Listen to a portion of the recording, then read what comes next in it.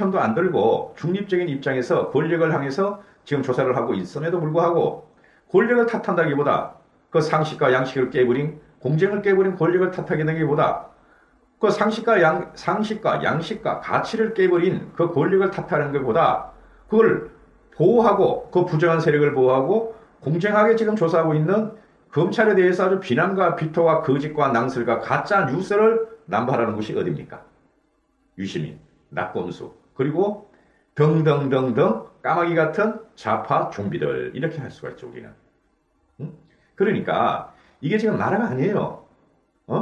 국민의 70% 80%가 일부 좌파 문재인 지탱자들을 뺀 80% 70%가 조국인처럼 장관이 되면 안 돼. 너무 아치적인 기질을 가지고 있어. 양아치적인 기질을 가지고 있어. 지금 자본보다도 못해. 이런 게 국민의 지금 심정이에요. 어떻게 저렇게 50년을 저렇게 거짓과 위선과 사기 인생을 살았냐. 우리 자신이 살아온 바를 갖다가 우리는 후회할 정도로 우리도 저렇게 살았으면 출세를 했고 우리 자식들을 인류대를 보냈었다. 의사를 시킬 수가 있었다. 그리고 우리도 저런 식으로 부모한테 부모와 같이 재산을 가지고 국가 돈을 뺏어 먹었으면 우리도 축제를 했었고 부자가 될 수 있었다. 이런 심정이죠. 이거를 조사하는 걸 보고 유시민은 계속 헛소리를 하고 있어. 헛소리야. 곧 당해요, 유시민은. 무슨 말이냐면은 어제 오늘 계속 나오는 이야기인데요. 대검에서 출입 기자단에게 문자 메시지를 보내요. 그리고 유시민 유시민 상식에 반하는 허위 주장을 하지 마라. 일방적으로 당사자를 편들기 위한 근거 없는 주장을 중단해 줄 것을 요청한다 하고 이제 문자 메시지를 보내요. 이게 뭡니까 발단이? 22일이면 어제죠, 어제. 어제 오늘 계속 기사가 나와요. 아, 유시민을 나도 이거, 유시민 너. 유시민을 갖다 계속 말하기가 창피해. 우리랑 동급이야, 얘는. 근데 이렇게 어떻게 조댕이를 나불나불 되는지, 이게 이야기를 들어보면 하나도 근거가 없어. 지는 논리적으로 구성해서 말했다 그러는데, 전부 다 지 상상이야. 쉽게 말해 팩트가 없단 말이야. 시대 말해 팩트가 없어요. 그러니까, 말하기도 귀찮아, 나도. 근데 어떻게 유튜브 방송을 시작했으니까, 전부 다 이런 걸 하니까 나도 해야죠. 좀 큰 거 하자, 큰 거. 유시민. 좀 큰 거 가지고 싸우자. 이거 종팽이같이 그러지 말고. 끝났어, 이 게임은. 왜? 국민이 싫어해. 그냥 끝난 거야. 유시민, 알았어? 22일 날 유튜브 방송에서, 아유, 얘 유튜브 돈 엄청 벌어. 우리는 이런 돈 못 버는데. 알릴레오 유튜브 방송에서 검찰총장이 조국 전 법무부 장관 지명 전에 청와대에서 부적격 의견을 개진하고 지명 전인 8월 초부터 조 전 장관 일가를 내사했다. 아니, 이거 전번에도 말했잖아. 유시민, 너 전번에도 말했어. 깜빡깜빡하냐? 이걸 말하고 국감에서 검찰총장이 부인했어. 그럼 국감에서 위증죄가 있기 때문에 검찰총장이 위증을 할 수가 없으면 끝난 거야. 그리고 말이야, 사실이라고 치잔 말이지. 사실이라고. 아니, 그럼 현재 검찰총장이 자기 법무부 장관을 내사를 하든 안 하든, 문제가 많아. 이 법무부 장관이 되면 국민들이 들불이 날 것 같아. 그래가지고 대통령한테 만났는지, 대통령 고위관계자를 만났는지 진언을 했어. 이 사람을 조국이라는 사람을 법무장관을 시키면 큰일 납니다. 이러이러한 의혹이 있습니다. 의혹이 있다는 자체는 장관으로서 부적격이에요. 그러니까 그런 말을 했다고 치자 이거야, 그러면은. 그게 뭐가 문제냐고, 이 사람아. 유심히. 그게 뭐가 문제냐고. 왜 자꾸 스크래치를 내려고 상처를 내려고 그래? 상처 안 나, 그런 말 해봐야. 그건 당연한 거야. 검찰총장이라는 사람이 조국 법무부 장관이 오는 사람을, 법을 다스리는 법무부 장관이 정의와 상식과 양식을 벗어나는, 법의 잣대를 벗어나는 사람이 법무부 장관으로 국민이 들고 나올 것이다. 그런 거 예상 못하면 이 사람은 어떻게 검찰총장을 하나? 당연히 말을 해야지. 안 됩니다. 그게 뭐 어쩌라고 유시민 너는 깨시민 이 사람아. 한심한 진짜네. 아유. 그래서 또 유시민이 이런 말을 하죠. 병원 수술하는 사람을 의사 자격 가진 검사가 방문해 수술을 취소하고 병원 네 군데를 떠돌아다니면서, 그러니까 조건이는 병원 네 군데를 떠돌아다니다가 수술했다. 조폭도 이렇게까지는 하지 않는다. 이게 뭐야 이게? 조건이가 수술했냐?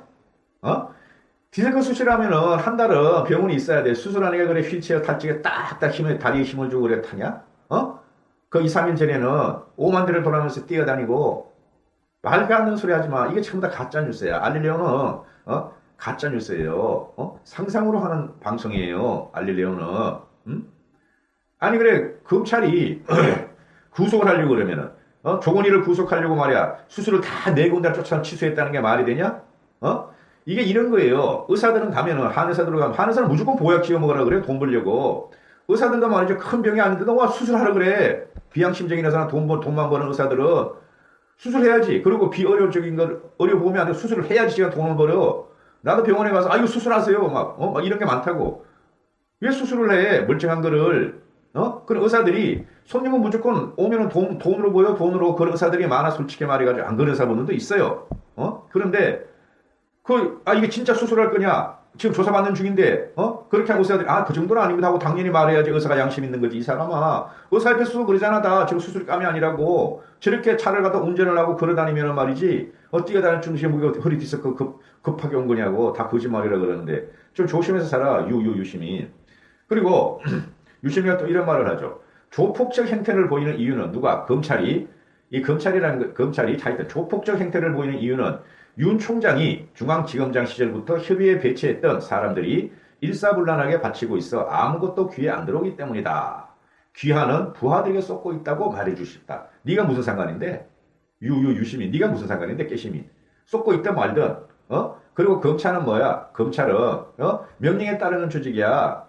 갑자기 생각이 안 나네요. 사자성어가. 검찰은 말이지 일사불란하게 움직여. 상명하복이 확실한 조직이야. 그러면은 검찰의 간부들은 자기 밑에 사람을 챙기고 대검찰청 총장은 모든 자기 부하들을 일직선으로 줄 세워서 챙겨야 되는 게 정상이야. 이 사람아. 이게 어때 조폭이야. 너는 이렇게 양아치 같은 말만 하냐? 유시민 너는. 아무리 봐도 너는 양아치다. 이런 조직 문화 몰라? 그리고 어떤 회사든 어떤 조직이든 자기 신복들이 다 있는 거야. 시민들은 신복 없지. 근데 문재인이 신복 있어 없어? 너 같은 사람이 문재인이 신복 아니냐? 일사불란하게 움직이지 않느냐? 괜히 희생을 하지 말란 말이야. 이거는 인간사회의 흥망이야, 흥망. 권력을 잡아나가는 것은 어떤 조직이든 권력이 있고, 윗사람한테 충성을 해야 되는 거고, 그래서 윤석열이 말했잖아. 나는 사람에게 충성하지 않는다. 조직에 충성한다. 이 조직이 원래 검찰 조직이 그런 거야. 이 사람아. 법원하고 다른 거야. 괜히 갖다 붙이지 말라고. 이 한심한 요건 할 수 없고. 그렇지 않습니까? 이게 조폭이래. 이게 조폭이면 나는 조폭도 못돼. 양아치야, 양아치.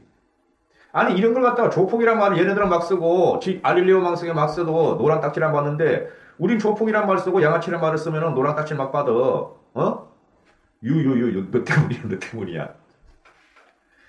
자, 검찰이 이러니까 어떤 근거로 허위 주장을 계속하는지 명확히 밝혀주기 바란다. 유 작가는, 검찰총장은 이러한 것들이 모두 법에 따라 딱 드러내라고 지시를 내렸습니다. 이에 대해서 정부 측의 반응이 나왔는데요. 우리 측은 북한의 진위 파악을 먼저 해봐야 된다라는 입장을 밝혔고, 김정은의 지시를 계기로 남북 대화가 제기될 수 있다라는 분석을 내놓았습니다. 청와대 관계자는 김정은의 발언이 전날에 문 대통령이 평화 경제에 대해서 북한의 호응을 촉구한 지 하루 만에 나왔다라는 이 물음에 대해서 청와대 관계자는 김정은의 발언이 전날 문 대통령이 평화 경제에 대한 북한의 호응을 촉구한 지 하루 만에 나왔다.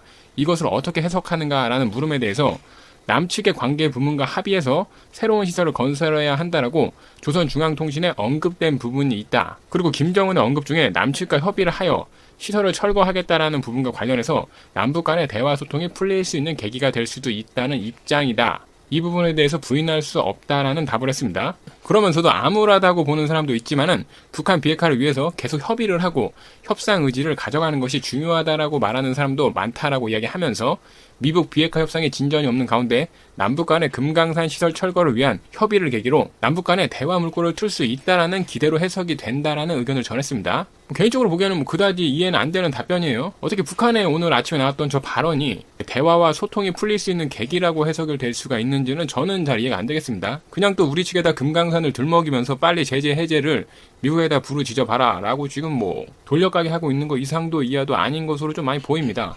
그리고 김현철 통일부 장관은 여기서 한술 더 떴는데 국회의원회관에서 열리는 간담회에서 금강산에 있는 우리 시설은 이미 10년 정도 경과하는 과정에서 유지관리가 안 돼서 많이 낡은 거는 사실이다라고 이야기했고, 이와 같은 북한의 방침에는 우리가 꼭 제재 때문이라고만 이야기할 수가 없는 금강산 관광에 대한 그동안의 사업 부진도 있다. 북한은 북한대로 현재 우리 남쪽에 대한 실망과 불만을 다양한 방식으로 표출하고 있고 금강산도 그 일환으로 본다. 그리고 남북관계는 아직도 중요한 공간들이 있다면서 통일부는 이러한 남북 간의 협력 공간들을 유지하고 채워가는 데 노력을 하겠으며 안보 정세와 여러 가지 정치적인 문제 이전에 남북 간에 협력할 수 있는 영역이 존재하기 때문에 고민하겠다라는 의견도 전했습니다. 그러니까 김현철 말은 뭐 북한이 말한 대로 시설이 낡은 거는 뭐 사실이고 북한이 저런 행동을 하는 거는 북한 탓만 해서는 안 된다. 뭐 이런 식으로 해석이 되겠죠.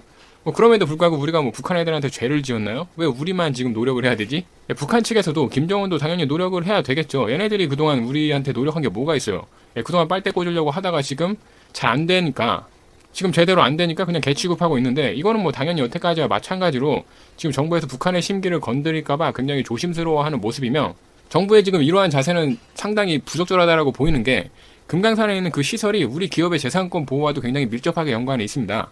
금강산 사업은 현대 아산이 투자를 했고 추진하고 있는 것으로 알고 있고 50년 동안 독전 사업권을 해당 기업에서 가지고 있는 것으로 알고 있거든요. 그리고 금강산의 사업도 북한 애들이 금강산 관광을 간 우리 국민들한테 총을 쏴가지고 사망하는 사건이 발생을 해가지고 중단이 되었고 이에 대한 책임은 당연히 북한에 있는데 얘네들은 여태까지 이에 대해서 사과를 한번 제대로 한 적이 없습니다.